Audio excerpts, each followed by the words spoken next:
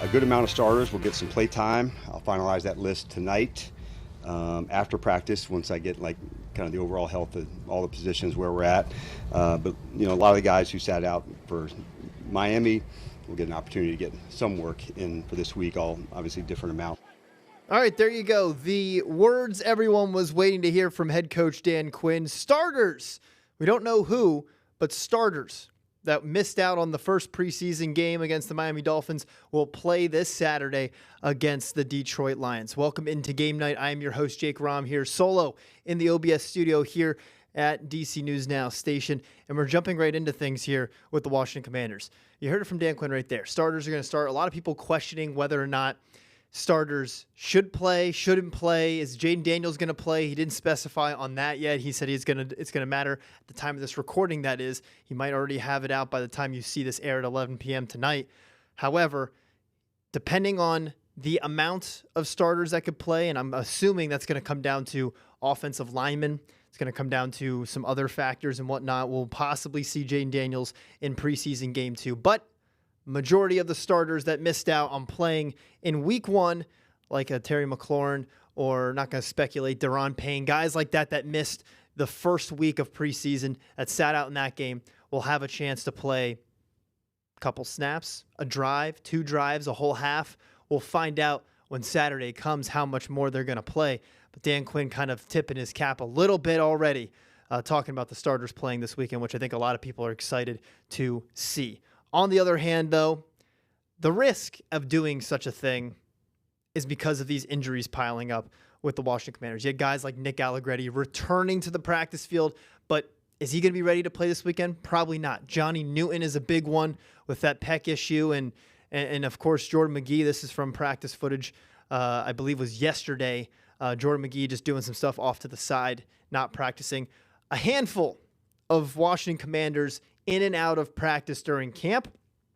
So is it smart for them to come back? Probably not. Head coach Dan Quinn saying last year's injury-ridden season has kind of given him and shed some light on how to approach this stuff this year. Not the time or space to say, hey, push them back early, whether that's a re-injury or a setback to another spot. We know if you've had an injury, you're at risk for another injury, not necessarily the same one, but just the conditioning piece. And so I think over the years, that is probably the biggest thing that is there. And, trusting the medical team to say, go through the whole process to get them back. But it sucks. It's part of it, just in terms of the nature of how we play, stopping and starting and speeds. So there's not any one foolproof way, but getting the guys ready, the hydration. So I feel like they're hitting all the marks to get the guys prepared, but it's still obviously like, a part of it that you stress on the most.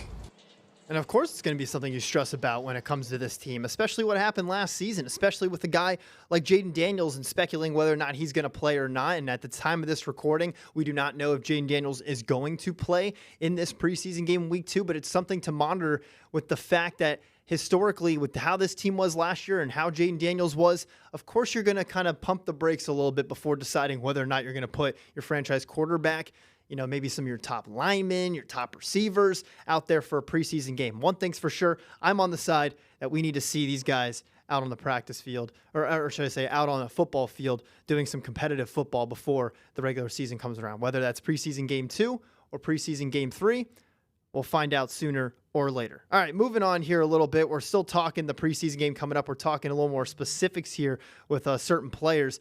Today at training camp, our Alex Flem caught up with Amik Robertson. Interesting story, Amik Robertson, coming over from the Detroit Lions, a team that he's going to play this weekend if he's in the lineup. Like Dan Quinn says, some of the starters that didn't play in preseason week 1 should be playing in week 2, and Amik Robertson's probably one of those guys. Our Alex Flem caught up with Robertson after training camp practice today and started with that question of returning to take on his former team. Interesting place you're going this week, Detroit. What's it like, getting ready to head back up there? I mean, it's always, me personally, I treat it like a regular game, man. There for business. Of course, I got some friends that old teammates, that I got a good relationship with. Always have love and respect for Detroit. But we going down there to compete, and that's what I could do at a high level. Last time you were playing in Detroit, it was Commanders Detroit game was that playoff game. Now you're on the other side of things. I know it's just preseason, but how excited are you about where this team is at, where you are, where this defense is? I like where we're heading at, man. You know, to say we are a team that just got together, a new defensive coordinator. You know, I like the pace we're going at. You know, try to be perfect every day. You know, it's not going to be perfect, but we want to chase perfection each and every day. You know, they make practice as hard as possible so the games could be easy, right? You know, but overall, man, great organization here, great atmosphere here, great coaches. You know, but we're going to keep chopping wood, man, carrying water. Being out here with Mikey and Rasul and Nick Cross and Quan and all the other guys, Revo, you know, how have you guys bonded and come together on the field as a secondary? How do you feel like you guys are meshing? I mean, we all love what we do. We all come here every morning. You know, you hardly hear anyone say, "Oh, I don't feel like practicing," or "I don't feel like going to meetings." Like, we always dialed in because we're dependent on the guy next to us. You know, and we want to see each other flourish. You know, we all flourish in that back end. Then the D-line is going to flourish. The back is going to flourish. You know, so this defense, well, really this team is put together well. This is Durante Jones' first time as a defensive coordinator. What's the relationship been like with him? What have you been seeing from him in camp? You know, just being hard on me with the little things, which I want. You know, I know he sees something in me. You know, so he sees something in a lot of guys. You know, and this defense is the perfect scheme. You know, for a lot of us. You know, to be able to make plays. I'm talking about on the D-line, the linebacker room, and in that back end, you know, and we're going to do whatever we can, you know, to make him feel comfortable, man, you know. So, you know, we go out there and do our job, you know, we make him look good. And, you know, that's all that matters. You talk about him having the confidence for you to have a role here. What does that mean to you, just for him to give you this opportunity and for this team to want you here? It's always, you know, I'm just in a blessed situation, man. You know, I thank God for each and everything. Thank this, you know, these coaches, this organization, or fan base for trusting me. You know, and I'm going to do whatever I can each and every time, you know, I'm out there, you know, when the light's bright, you know, to show them that I belong here and the reason why I'm here. You know, I'm going to continue, you know, embracing my role, you know, that leadership role whenever the team need a spark. You know, I'm the guy for it, you know, so I just can't wait to get this thing rolling, man. You know, coming in here, I know, you know, every time I go to a team, I always feel like no matter how many plays I made, whatever, it's always a fresh start to prove it, you know, of course, to yourself and to your team. You know, always earn the respect from your teammates, you know, and your coaches. And like I said, you know, this fan base, and I'm ready for it. Sounds like you're counting down the seconds to September 13th. Oh, yeah, always, man. Like, you know, but like I said, we're going to take it one day at a time, 1 week at a time, you know, continue, like I say, chopping wood, carry water, you know, not really get through this preseason because that's, you know, it's very important. Preseason is for all us to get our mistakes out and be able to chase, you know, continue chase perfection because we know where we want to go. All right, so Meek Robertson getting ready for taking on his former team this weekend, the Detroit Lions, hopefully having a good performance. And, you know, like we remembered, the 2024 divisional playoff game, Robertson played against Jaden Daniels, like he talked about in the interview with Alex. All right, we're moving on to another Washington Commander that is in his first season with the Washington Commanders in the burgundy and gold, and that's Chig Okonkwo, Maryland alum. So is our former, our coworker Alex Flum, our colleague, I should say, former Maryland alum, but Maryland Terp played for the Maryland Terps, and obviously is getting set for his first season with the Washington Commanders. What can Chig Okonkwo do with this team this season? Think he's going to be a top target for Jaden Daniels, most likely. Another guy like a little different than Zach Ertz, but another guy out of the tight end room that could definitely be a third, maybe fourth option, in the passing game for Jaden Daniels. And what can he do in the run game alongside John Bates if they decide to go 11 or 12 personnel and 2 tight end set? I caught up with Chig Okonkwo at practice earlier this week, talking about how things are going so far at camp in his first season with the Washington Commanders.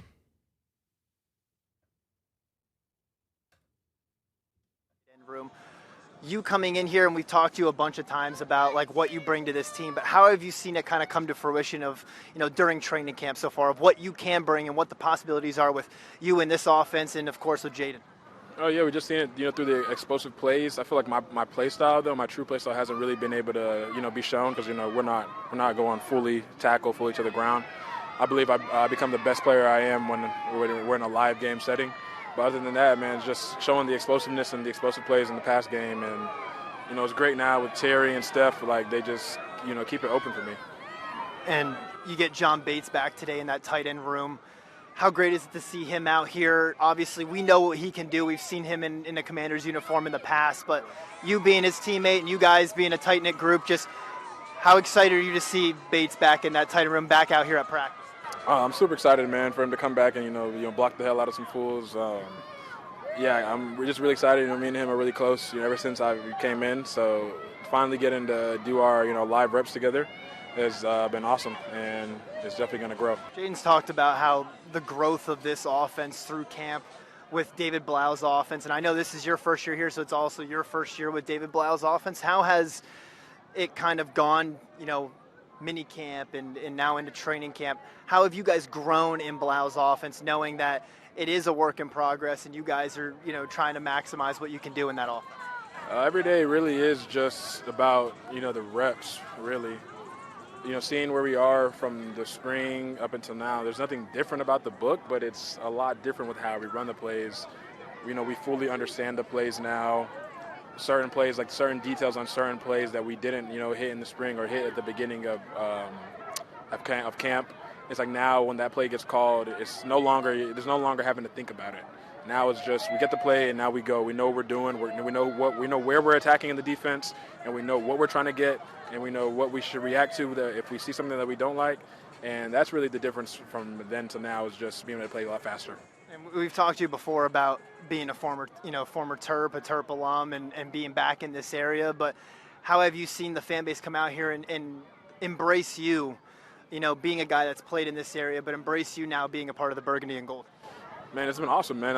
Like you said, I'm a Terp, so a lot of these people already know me before I came back, and before I got here, they've known that it was love. They showed me that it was love on social media. Since I've got here, it's all been love, coming out here every day. Guys being like, go Terps, this, that. It's pretty cool that I already had, roots before I even came here to the team. So that's awesome for me, and can't wait to show off for them like I did, in College Park. All right, coming up next on Game Night, we are sticking with the Washington Commanders topic of discussion as our Alex Flum caught up with Chris Russell from the Team 980 out at Commanders Camp. That's coming up next after the break.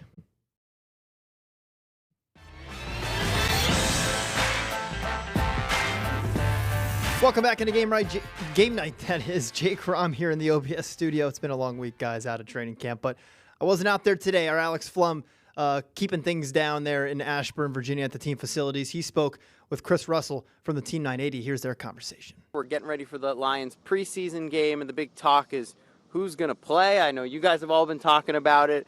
So that's where we'll start. Obviously, the question is, will we see Jaden Daniels? I know Dan Quinn said we're going to see some of the starters. Yep. Do you think we will see him play? Do you think he should play? Ultimately, I think he absolutely should play, and ultimately I do think he'll play probably just a series, but we can see how that series goes, somewhere in that range. Remember the second preseason game last year at Northwest Stadium against the Bengals on a Monday night. After not playing in the Patriots' first preseason game, he played that one series, had the touchdown run, didn't have a throw, 4 snaps. I see something along those lines, especially when you factor in, and this was my hesitation or my question about Jaden playing, specific Jaden, was with Mariota already being hurt. Like, how would that affect the decision to play him again Saturday? Because we know he's not playing in Baltimore, right? So, again, the latest, I'm leaning towards him playing. Nothing would shock me. Nothing would surprise me. If he does play, I think it'll be a very brief stint. And if he does play, is this a situation where you're setting him up where it's just a quick handoff, and then maybe it's a play where he's not dropping back and potentially getting under pressure? Like, are you being extra careful if you're putting him out there? I think you are, and maybe if he plays that one series, and say it goes 6 plays, just for argument's sake, right?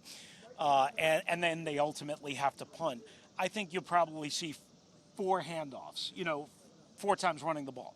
But I want to see him on a play-action boot. I don't necessarily need to see him on a pure out-and-out scramble to get away from somebody by design, but I want to see the play-action boot stuff because it looks good in camp, but it always feels and looks different if you can fire one on the run to your right, off the play action, boot under center, which is such a big part of this new offense, or newer offense. I know we saw Sonny and Leo out there in the first preseason game. I know, we saw some action for Quan Martin, but really most of the guys that are going to have meaningful roles on this team were not playing in that game. Is there anyone specific that you really, really do want to see play in this next game that you think needs those preseason reps going into it? Josh Connerly. Let's start there. He struggled off and on, and sometimes I think he's looked better, and a practice like Wednesday in full pads, I thought he really struggled, and that was without Kayvon Chason and without Adofe Awe. I thought he really struggled. I'm trying to be as nice as I can. I don't know if Aiden Hutchinson is going to play for the Detroit Lions, but if he does, that's the side that he lines up on. I would like to see how Josh Connerly handles that. Even if it's not Aiden Hutchinson, I'd like to see how Josh Connerly handles that. But I was disappointed that he didn't play on Friday night against the Dolphins. I think he needs reps. I think he needs the work. Is there somebody who, a month ago, you were like, he's not making this team. He might not even be practice squad or will be practice squad. Is there somebody who's moved from that to, oh, wow, I think they're going to make this team now? It's a great question. I wasn't sure. I had heard great things about Joshua Josephs coming in, but I wasn't sure with Armstrong and with, the other guys that they have obviously up front and playing some different positions, but signing Owe and Kayvon Chason and then the interior push, and it's a little bit different with the 3-4 alignment, obviously, of Payne and Kinlaw. I wasn't sure if Josephs would be like absolutely a surefire 53 guy. I don't know, especially with Dorrance being suspended for week 1 and you get a roster exam. I don't know how that doesn't happen, right? So I guess that would be one guy. The only other guy that maybe would stand out to me, but again, I'm not sure if he's absolutely on the roster because of how, ironically, how deep they are, is Van Jefferson. I thought Van Jefferson would contribute and could strike up the band. I've seen his entire career do that, but I didn't know how good he was at underneath routes and intermediate routes, and he's proven to me, I don't know if you have a different opinion, that he's got pretty good hands, and he runs pretty good routes. He looks like a pro. Reliable, and he looks like a pro. And Dan Quinn likes it. Absolutely. Yeah. And, but I don't know, I didn't put him on my initial 53 because I thought, okay, they were going to sign a veteran, which they did, Diggs. Oh, okay, the young guys, the draft picks, whatever, they might like Diami a little bit more. Right now, I can make an argument that they could take 8 receivers, and that might still cut out a Jaden Bradley. It's going to cut out a Jaden Bradley. Right. It's going to cut out somebody that we know and recognize and who has made plays. All right, coming up on game night, we're counting down the days of the high school football season, previewing the Madison Warhawks. We're going to hear from head coach Justin Counts coming up after the break.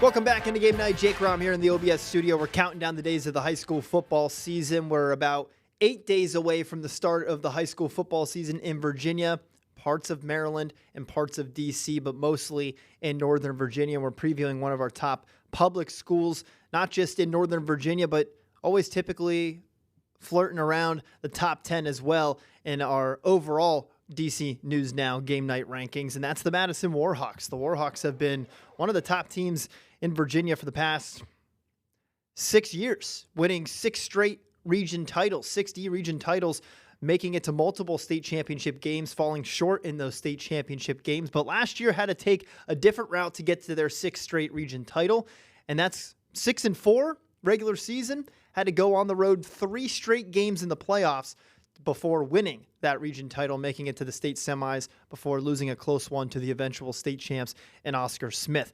Spoke with the team a couple weeks ago, but head coach Justin Counts saying that this team, with only 7 returning starters, counting offense and defense, it's going to be very familiar to last year, but they're going to do what they always do. Not look too far ahead, as this team knows what it takes to get to the final games of the regular and postseason.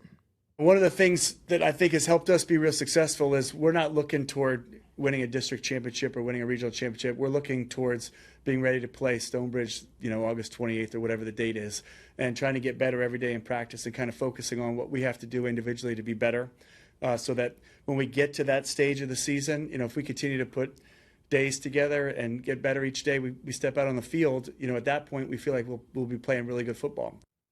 All right, that's the Madison Warhawks. They start their season with Stonebridge next Friday. It's always a classic matchup to begin the regular season, to begin and kick off the high school football season as well. All right, coming up on Game Night, wrapping up the show with something very interesting I saw. NFL players apparently returning to college football. Apparently, that's happening now. We're going to talk about it coming up after the break.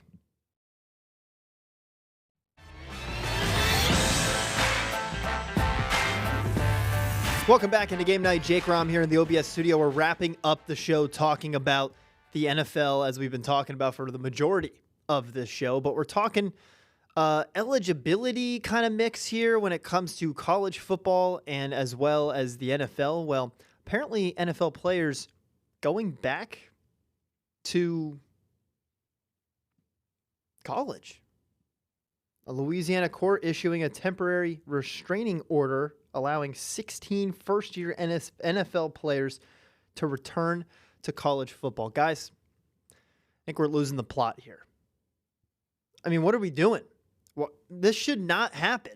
This is odd to me, and we've seen it in college basketball. Guys that were in the G League drafted into the NBA, and somehow they're returning to use some eligibility and make NIL money and all that, and it's all good.